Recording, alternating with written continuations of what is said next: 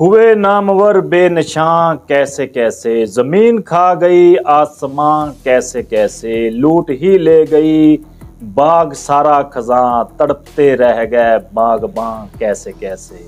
नाजरीन, मैं हूं मकसूद सरवर कैफी और आप देख रहे हैं मेरा वीलॉग। मैं किसी से डरता वरता नहीं हूं, मैं कमांडर हूं, ये वर्दी मेरी खाल है।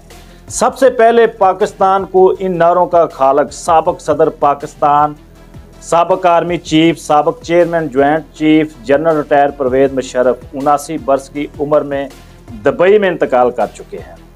1943 में जन्म लेने वाला ये बच्चा 1947 में अपने वालिदैन के हमरा नई दिल्ली से कराची आता है।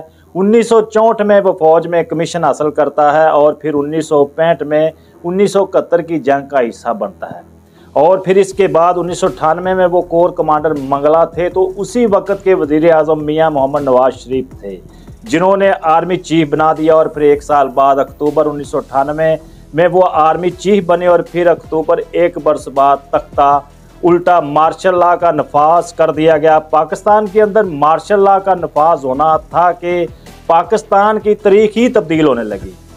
मावराए ऐन उठाया गया, लोगों ने बातें की, लोगों को भी उठाया गया, ज़बान बंद की गई और फिर पाकिस्तान का नक्शा सियासी और माशी तौर पर तब्दील करने का सफ़र का आगाज़ हो गया। पाकिस्तान के अंदर जजेस को मजूल किया गया, फिर जजेस का PCO के तहत हलफ भी करवाया गया। पाकिस्तान के अंदर आज़ादी इजहार राय पर पाबंदी लगाई गई, लेकिन फिर पाकिस्तान के अंदर आज़ादी इजहार का सबसे बड़ा प्रचार भी इसी दौर के अंदर हुआ। पाकिस्तान के अंदर मीडिया पर पाबंदी लगाई गई, लेकिन इसी दौर के अंदर पाकिस्तान में सबसे ज़्यादा मीडिया लाइसेंस जारी किए गए। पाकिस्तान के अंदर नए डैम्स का क़याम भी इसी दौर के अंदर क़याम में आया। पाकिस्तान में बैन अल-अक़वामी सतह पर खारजा पॉलिसी सबसे ज़्यादा मजबूत इसी दौर के अंदर हुई। पाकिस्तान में दहशतगर्दी की लहर ने भी इसी दौर के अंदर जन्म लिया और फिर पाकिस्तान में दहशतगर्दी के खिलाफ काबू पाने के लिए इसी दौर में बड़े बड़े इंतजाम किए गए।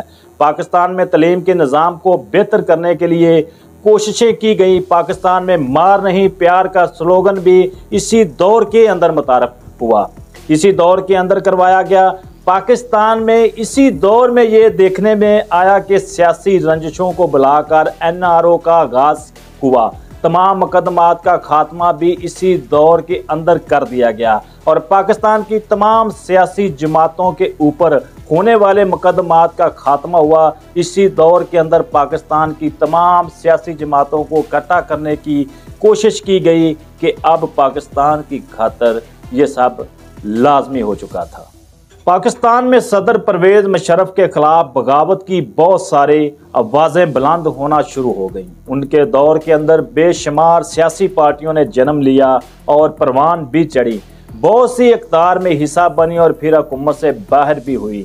इनके दौर में बहुत से चेहरे भी सामने आ गए। उन्हीं के दौर के अंदर पाकिस्तान से रास्ता दिया गया अफगानिस्तान के अंदर जंग शुरू करने और उनके सबसे बड़े क्रेडिट में आता है, लेकिन वो उसका दफा इस तरीके से करते रहे कि अमेरिका का निशाना पाकिस्तान था।